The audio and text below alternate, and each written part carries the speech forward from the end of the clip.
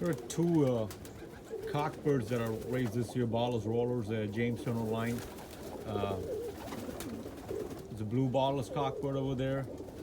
He has one white flight, and here's a brown barless cockbird. He doesn't have any white flights, but all my birds have the pied gene, so you might raise some babies with white in them. But two nice birds that are raised this year. Pretty happy with them. One flew away, but just giving a comparison between both colors. You can see a alma mookie cockbird over there too.